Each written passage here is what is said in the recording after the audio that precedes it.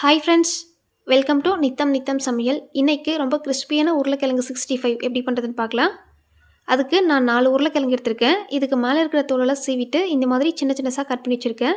இதில் 2 table spoon cornflour, 1 table spoon மிளகாய் தூள், இதுக்கு தேவையான உப்பு, 1/4 டீஸ்பூன் பெப்பர் பொடி, கொஞ்சமாக இஞ்சி பூண்டு பேஸ்ட்டு சேர்த்துட்டு இது நல்லா மிக்ஸ் பண்ணிக்கலாங்க. இது மிக்ஸ் பண்ணுறதுக்கு முன்னாடி ஃபஸ்ட்டு எண்ணெய் காய வச்சிடலாம். எண்ணெய் காஞ்சிக்கிட்டே இருக்கட்டுங்க. இது நல்லா மிக்ஸ் பண்ணிட்டு வந்துடலாம். நம்ம சேர்த்துருக்க மசாலா பொடியெல்லாம் உருளைக்கிழங்குல செய்கிற மாதிரி நல்லா மிக்ஸ் பண்ணி விட்டுக்கலாங்க. இதை நம்ம மிக்ஸ் பண்ணிவிட்டு ஊற வைக்கவெல்லாம் தேவையில்லைங்க. அப்படியே நம்ம எண்ணெயில் பொரிச்சு எடுத்துக்கலாம். இந்தளவுக்கு நல்லா மிக்ஸ் பண்ணி விட்டுக்கலாம். இப்போ எண்ணெய் நல்லா சூடாக இருக்குங்க. இது எண்ணெயில் சேர்த்துடலாம்.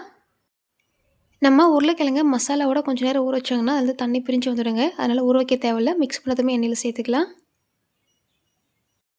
உங்களுக்கு இந்த உருளைக்கிழங்கு டைரெக்டாக எண்ணெயில் சேர்க்கறதுக்கு பயமாக இருக்குன்னா நீங்கள் கரண்டி வச்சுட்டு கூட சேர்த்துக்கலாங்க. நான் 2வது பேட்ச் பொரிக்கும் போது காமிச்சிருக்கேன். நீங்கள் அந்த மாதிரி பண்ணிக்கலாம்.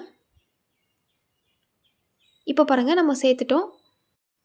நம்ம உருளைக்கிழங்கு எண்ணெயில் சேர்த்துட்ட அப்புறம் ஸ்டவ்வை மீடியம் ஹீட்டில் வச்சிடலாங்க. இதை சேர்த்ததுமே மிக்ஸ் பண்ண வேணாம். நல்லா ஒரு நிமிஷம் போல் வேகட்டும். அப்புறமா திருப்பி விட்டுக்கலாம்.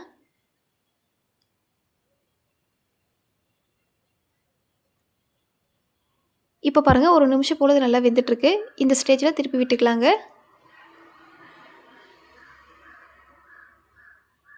2 பக்கமும் நல்ல பொன்னிறமாக வர வரைக்கும் வேக வச்சு எடுத்துக்கலாம். அடிக்கடி திருப்பி விட்டுட்டு இது நல்லா வேக வச்சு எடுத்துக்கலாங்க.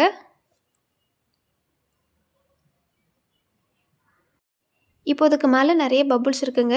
உருளைக்கிழங்கு நல்லா வெந்ததும் இந்த அளவுக்கு வராது. அந்த ஸ்டேஜில் நம்ம உருளைக்கிழங்கு வெளியில் எடுத்துடலாம். 2 நிமிஷம் போல் இது நல்லா வெந்துட்டுருக்கு. இந்த ஸ்டேஜில் திருப்பி விட்டுக்கலாம். நம்ம அந்த உருளைக்கிழங்கு அதிகமான தீயில் வச்சு பொரிக்கும் போது மேலே வெந்திருக்கிற மாதிரி தெரியுங்க. ஆனால் உள்ளே வெந்திருக்காது. அதனால் ஸ்டவ்வை மிதமான தீயில் வச்சுட்டு நல்லா பொரிச்சு எடுத்துக்கலாம். 2 பக்கமும் நல்லா திருப்பி விட்டுட்டு பொன்னிறமாக வர வரைக்கும் வேக வச்சு எடுத்துக்கலாங்க.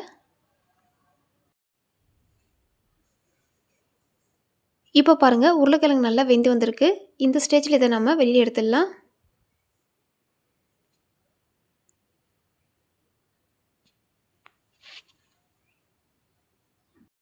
இந்த பொட்டேட்டோ 65 நல்லா கிறிஸ்பியாக சூப்பராக இருக்குங்க.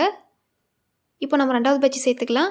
அதை நான் கரண்டியில் சேர்க்குறேங்க. உங்களுக்கு கையில் சேர்க்குறதுக்கு பயமாக இருந்தால் நீங்கள் இந்த மாதிரி கரண்டியில் சேர்த்துக்கலாம்.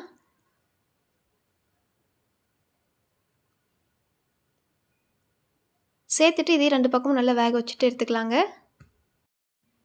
நம்ம எண்ணெயில் சேர்க்கும்போது ஃபஸ்ட்டு இது ஒன்றோட ஒன்று ஒட்டி இருக்கிற மாதிரி தாங்க இருக்கும். இது நல்லா வெந்து வந்துட்டு அப்புறம் தனித்தனியாக பிரிஞ்சு வந்துடும். 2 சைடும் திருப்பி விட்டு இது நல்லா பொன்னிறமாக வர வரைக்கும் வேக வச்சு எடுத்துக்கலாம். இந்தளவுக்கு நல்லா வெந்து வந்ததும் இதை வெளியே எடுத்துடலாம். இந்த வீடியோ உங்களுக்கு பிடிச்சிருந்தா லைக் அண்ட் சப்ஸ்கிரைப் பண்ணிக்கோங்க. நெக்ஸ்ட் வீடியோவில் பார்க்கலாம்.